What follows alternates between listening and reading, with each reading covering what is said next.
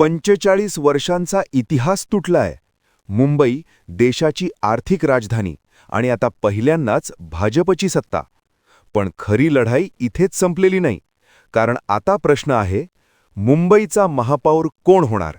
मराठी, हिंदी की एखादा धक्कादायक प्रयोग? व्हिडिओ शेवटपर्यंत पहा, कारण इथे आहे आतली राजकीय गणितं. बृहन्मुंबई महानगरपालिका म्हणजे फक्त महापालिका नाही.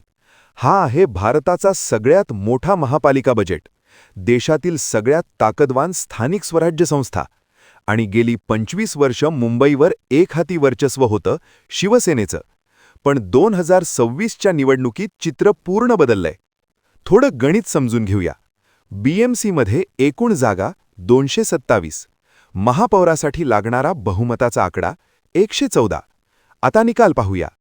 केशरी भाजप 90 जागा, पिवळी शिंदे गट 28 जागा, म्हणजेच भाजप अधिक शिंदे गट बरोबर 118 जागा, बहुमतापेक्षा जास्त. म्हणजे आता भाजपचा महापौर होणार जवळपास निश्चित. पण प्रश्न आहे, तो महापौर कोण? हे फक्त विजय नाही, हा आहे इतिहास.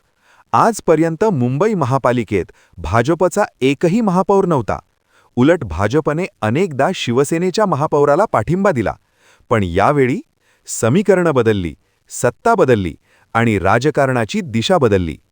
आता सगळ्यात संवेदनशील मुद्दा, महापौर मराठी असणार की हिंदी भाषिक? भाजपसमोर मोठं आव्हान आहे.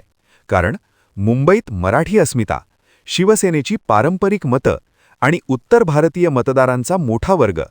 भाजपने जर हिंदी भाषिक महापौर दिला तर राजकीय वाद पेटू शकतो.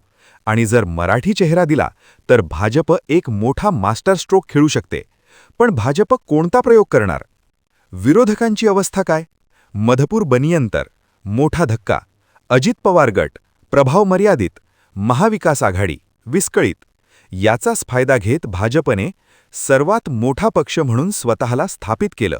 आणि आता भाजपची रणनीती स्पष्ट आहे. मुंबईत सत्ता, महाराष्ट्रात संदेश आणि 2019साठी मजबूत पायाभरणी. तर मित्रांनो, मुंबई महापालिका निवडणूक 2026 फक्त स्थानिक राजकारण नाही, हा आहे महाराष्ट्राच्या राजकारणाचा टर्निंग पॉइंट. तुमचं काय मत आहे? महापौर मराठी असावा का? भाजप कोणाला संधी देईल? खाली कमेंटमध्ये नक्की सांगा.